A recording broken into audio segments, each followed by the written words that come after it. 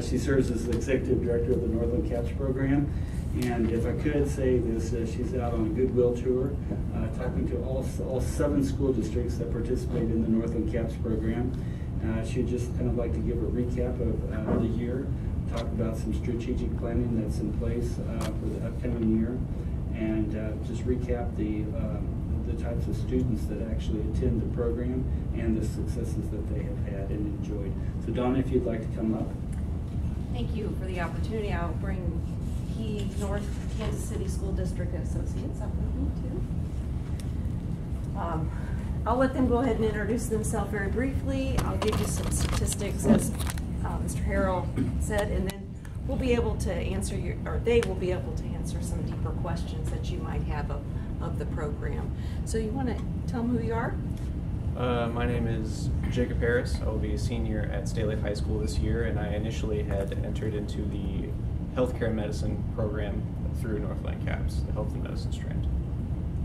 My name is Braylon Russell. I'm a senior at Winnetonka High School. I am in the engineering and advanced manufacturing strand of the Northland CAPS. My name is Charles Askew. I am a recent graduate of North Kansas City High School. I was in the global business and entrepreneurship strand, and I will be going to Mizzou this fall. All right, so we'll hear more from them in just a moment. If we could go ahead and pass through some of these slides, go ahead and move forward. And as Mr. Harrell said, we're going to speak to you about 2014-15. We are governed by a 7-member board, 4 business people, and then 3 of the superintendents or school district representatives. Just wanted to recognize that those are the people that we are governed by.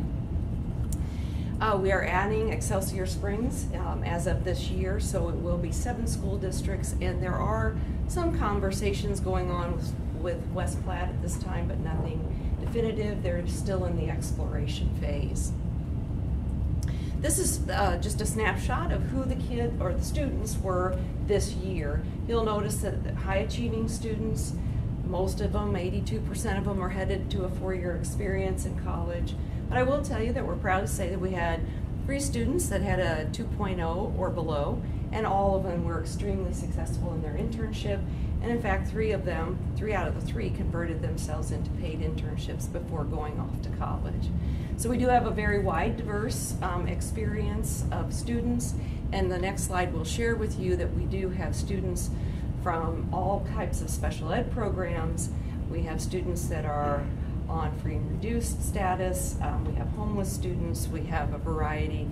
And what our major goal is to always make sure that we work with your schools and your counselors and principals to ensure all have access.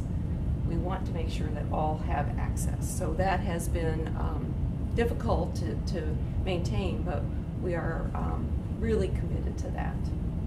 Okay, our 2 providers right now for dual credit are these 2 universities. As of today, we're talking with NKC, so we'll be gaining more traction as far as dual credit opportunities for our students. We'll grow from last year to this year about 62%, which makes us scale at a fairly steep jump. Added 4 different teachers and needed different sites for us to expand. This is your growth. Your trajectory isn't as sharp as some of the other school districts. I think our highest school district growth is Kearney. I think they grew at about 61%.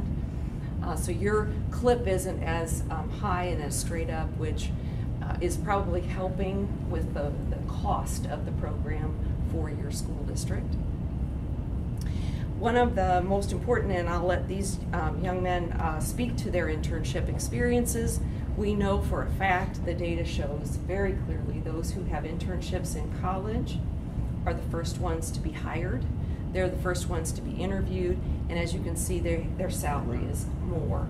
We know that college internships are very competitive, so we want to give your kids the opportunity to compete because they'll have had internships within their high school environment.